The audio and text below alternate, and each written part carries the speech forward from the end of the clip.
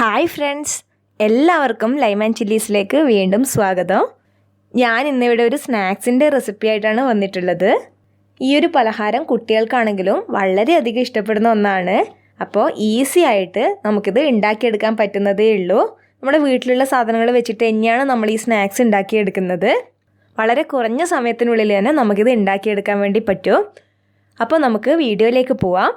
അതിനു മുൻപേ നിങ്ങൾ എൻ്റെ ചാനൽ ആദ്യമായിട്ടാണ് കാണുന്നതെങ്കിൽ സബ്സ്ക്രൈബ് ചെയ്യാൻ വേണ്ടി മറക്കരുത്. വീഡിയോയുടെ താഴെയുള്ള റെഡ് കളറിലുള്ള സബ്സ്ക്രൈബ് ബട്ടണിൽ ക്ലിക്ക് ചെയ്യുക. അപ്പോൾ അതിൻ്റെ തൊട്ടടുത്ത് തന്നെ ഒരു ബെല്ലൈക്കൺ വരും. അതിൽ ക്ലിക്ക് ചെയ്യുമ്പോൾ അതിൽ ഓൾ എന്നുള്ള ഓപ്ഷൻ സെലക്ട് ചെയ്യാൻ മറക്കരുത്.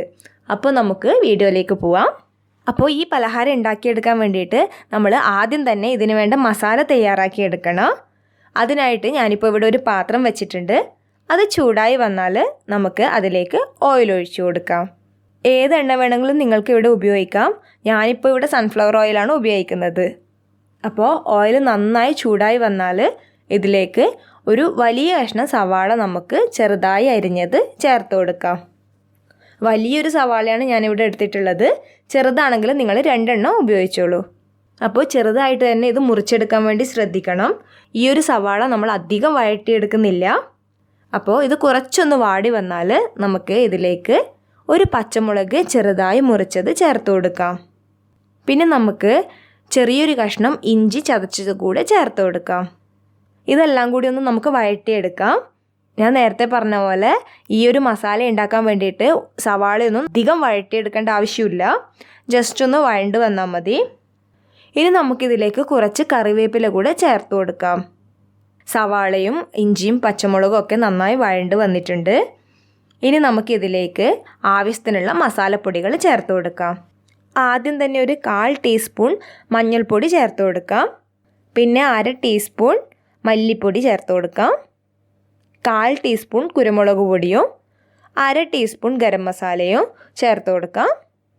പിന്നെ ഒരു 1/4 ടീസ്പൂൺ പെരിഞ്ജീരകം പൊടിച്ചത് കൂടെ ചേർത്ത് കൊടുക്കാം. പെരിഞ്ജീരകം ചേർക്കുമ്പോൾ നല്ലൊരു ഫ്ലേവർ കിട്ടും. അപ്പോൾ ഇത് അധികം ചേർത്താൽ വല്ലാത്തൊരു കുത്തുന്ന ടേസ്റ്റ് ആയിരിക്കും ഉണ്ടാവുക. അപ്പോൾ ഒരു 1/4 ടീസ്പൂൺ മാത്രം ചേർത്ത് കൊടുക്കാൻ വേണ്ടി ശ്രദ്ധിക്കുക.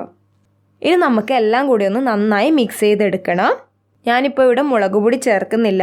ഈ ഒരു സ്നാക്സ് ഉണ്ടാക്കാൻ വേണ്ടിയിട്ട് നമുക്ക് പച്ചമുളകിൻ്റെയും കുരുമുളകിൻ്റെയും എരിവാണ് കൂടുതൽ ടേസ്റ്റ് ഉണ്ടാവുന്നത്. അപ്പോൾ മുളക് പൊടി ചേർക്കേണ്ട ആവശ്യമില്ല. അപ്പോൾ നമുക്ക് ഈ മസാലയുടെ പച്ചമണം മാറി വരുന്നത് വരെ വഴറ്റിയെടുക്കാം. ഇവിടെ മസാലയുടെ പച്ചമണക്ക് മാറി വന്നിട്ടുണ്ട്. ഇനി നമുക്കിതിലേക്ക് 2 വലിയ സൈസ് ഉരുളക്കിഴങ്ങ് വേവിച്ച് നന്നായി ഉടച്ച് വെച്ചത് ചേർത്ത് കൊടുക്കാം. എന്നിട്ട് എല്ലാം കൂടെ ഒന്ന് നന്നായി മിക്സ് ചെയ്തെടുക്കണം. ഈ ഉരുളക്കിഴങ്ങ് വേവിക്കുമ്പോൾ ഞാൻ ആവശ്യത്തിനുള്ള ഉപ്പ് ചേർത്തിട്ടുണ്ട്. അപ്പോൾ ബാക്കിയുള്ള മസാലയ്ക്ക് വേണ്ട ഉപ്പ് കൂടി നമുക്ക് ഈ സമയത്ത് ചേർത്ത് കൊടുക്കാം. എന്നിട്ട് എല്ലാം കൂടെ ഒന്ന് നന്നായി മിക്സ് ചെയ്തെടുക്കണം. അപ്പോൾ ഇവിടെ എല്ലാം കൂടി മിക്സായി കിട്ടിയിട്ടുണ്ട്. ഇനി നമുക്കിതിലേക്ക് കുറച്ച് മല്ലിയില കൂടെ ചേർത്ത് കൊടുക്കാം. ഇതും കൂടെ ഒന്ന് നന്നായി ഇളക്കി യോജിപ്പിച്ചെടുക്കണം. ഇനി നമുക്കിതിലേക്ക് കുറച്ച് ബ്രെഡ് പൊടിച്ച് വെച്ചത് ചേർത്ത് കൊടുക്കാം. ഞാനിവിടെ 4 സ്ലൈസ് ബ്രെഡാണ് പൊടിച്ചെടുത്തത്.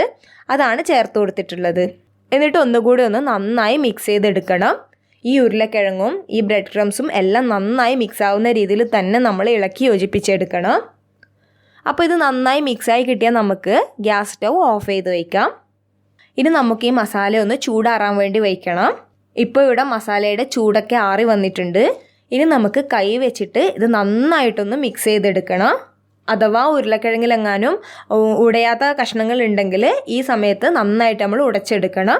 എന്നിട്ട് ഒന്നുകൂടി ഒന്ന് നന്നായിട്ട് ബ്രെഡ് ക്രംസും എല്ലാം കൂടി ഒന്ന് മിക്സായി ഒരു മാവ് പരുവത്തിൽ നമ്മളിത് കുഴച്ചെടുക്കണം. അപ്പോൾ ഇവിടെ എല്ലാം നന്നായി കുഴച്ച് വെച്ചിട്ടുണ്ട്. ഇനി നമുക്കിത് ഇഷ്ടമുള്ള ഷേപ്പാക്കി എടുക്കാം. അപ്പോൾ ഞാനിവിടെ ഇപ്പോൾ ഒരു റെക്റ്റാങ്കുലർ ഷേപ്പാണ് എടുക്കുന്നത്. അപ്പോൾ നിങ്ങൾക്ക് ഇഷ്ടമുള്ള ഷേപ്പാക്കിയിട്ട് എടുക്കാം ഇത്. അപ്പോൾ ബാക്കിയുള്ള മസാല കൂടെ ഇതുപോലെ ഷേപ്പ് ചെയ്തെടുക്കണം. പിന്നെ നമ്മൾ ഷേപ്പ് ആക്കി എടുക്കുമ്പോൾ പ്രത്യേകം ശ്രദ്ധിക്കേണ്ട കാര്യമാണ്, അധികം തിക്കായിട്ടുള്ള ഷേപ്പാക്കി എടുക്കരുത്. ഈ ഒരു തിക്നെസ്സിൽ തന്നെ നിങ്ങൾ ഷേപ്പ് ചെയ്തെടുക്കാൻ വേണ്ടി ശ്രദ്ധിക്കണം. അധികം തിക്നെസ്സിൽ നമ്മളിത് ഷേപ്പ് ചെയ്തെടുത്താൽ ഈ സ്നാക്സിന് അത്ര ടേസ്റ്റ് ഉണ്ടാവില്ല. അപ്പോൾ ഈ ഒരു പരുവത്തിൽ തന്നെ നിങ്ങൾ ഷേപ്പ് ചെയ്തെടുക്കാൻ വേണ്ടി ശ്രദ്ധിക്കണം. ഇവിടെ എല്ലാം ഞാൻ ഷേപ്പ് ചെയ്ത് വെച്ചിട്ടുണ്ട്. ഇനി നമുക്കിതിൻ്റെ പുറം ഭാഗം ബ്രെഡ് ക്രംസിൽ കോട്ട് ചെയ്തെടുക്കണം. അതിനായിട്ട് നമുക്ക് ഒരു പാത്രത്തിലേക്ക് 4 ടേബിൾ സ്പൂൺ കോൺഫ്ലോർ ഇട്ട് കൊടുക്കാം. അതിലേക്ക് കുറച്ച് വെള്ളം കൂടെ ചേർത്തിട്ട് നന്നായിട്ടൊന്ന് മിക്സ് ചെയ്ത് വെക്കണം. ഈ ഒരു പരുവത്തിലാണ് നമ്മളിത് കലക്കി വയ്ക്കേണ്ടത്. ഇനി നമുക്ക് ഈ ഷേപ്പ് ചെയ്ത് വെച്ചിരിക്കുന്ന മസാല ഒന്ന് കോൺഫ്ലോറിൽ മുക്കിയെടുത്തതിന് ശേഷം ബ്രെഡ് ക്രംസിൽ നന്നായിട്ടൊന്ന് കോട്ട് ചെയ്തെടുക്കാം. അപ്പോൾ ഈ ബ്രെഡ് ക്രംസ് നന്നായിട്ട് തന്നെ കോട്ട് ചെയ്തെടുക്കാൻ വേണ്ടി ശ്രദ്ധിക്കണം. അപ്പോഴാണ് സ്നാക്സിന് നല്ലൊരു ടേസ്റ്റ് ഉണ്ടാവുന്നത്. അപ്പോൾ ഞാനിവിടെ എല്ലാ ഷേപ്സും ഇതുപോലെ ബ്രെഡ് ക്രംസിൽ മുക്കി വെച്ചിട്ടുണ്ട്. ഇനി നമ്മളിത് ഫ്രൈ ചെയ്തെടുക്കാനാണ് പോകുന്നത്. അതിനായിട്ട് ഓയിൽ നന്നായി ചൂടായി വന്നാൽ അതിലേക്ക് നമുക്ക് ഓരോന്നായിട്ട് ഇട്ട് കൊടുക്കാം. കുറച്ച് സമയം കഴിഞ്ഞാൽ നമുക്കിതൊന്ന് തിരിച്ചിട്ട് കൊടുക്കാം. അധികം ഡാർക്ക് കളർ ആവുന്നത് വരെ നമ്മളിത് ഫ്രൈ ചെയ്തെടുക്കരുത്. ഇതൊരു ഗോൾഡൻ ബ്രൗൺ കളർ ആവുന്നത് വരെ മാത്രമേ നമ്മളിത് ഫ്രൈ ചെയ്തെടുക്കേണ്ട ആവശ്യമുള്ളൂ. അങ്ങനെയാണെങ്കിലാണ് ഇതിന് നല്ലൊരു ടേസ്റ്റ് ഉണ്ടാവുക. ഈ ബ്രെഡ് കോട്ട് ചെയ്തത് അധികം ഡാർക്ക് കളറായാൽ അത്ര രസം ഉണ്ടാവില്ല. അതുകൊണ്ട് ഈ ഒരു കളറായാൽ നമുക്കിത് ഓയിൽ നിന്നും മാറ്റാം. അപ്പോൾ ഇതുപോലെ തന്നെ ബാക്കിയുള്ള ഷേപ്സ് കൂടെ നമുക്ക് ഫ്രൈ ചെയ്തെടുക്കാം. അടിപൊളി ടേസ്റ്റിലൊരു സ്നാക്സാണിത്. എല്ലാവരും എന്തായിട്ടും ട്രൈ ചെയ്ത് നോക്കണം. അപ്പോൾ ഞാനിവിടെ ഇതെല്ലാം ഫ്രൈ ചെയ്തെടുത്തിട്ടുണ്ട്. ഈസി ആയിട്ട് നമുക്ക് ഉണ്ടാക്കിയെടുക്കാൻ വേണ്ടി പറ്റുന്നതേ ഉള്ളൂ. കുട്ടികൾക്കാണെങ്കിലും നല്ലോണം ഇഷ്ടപ്പെടും. അപ്പോൾ എല്ലാവരും എന്തായിട്ടും ട്രൈ ചെയ്ത് നോക്കുക.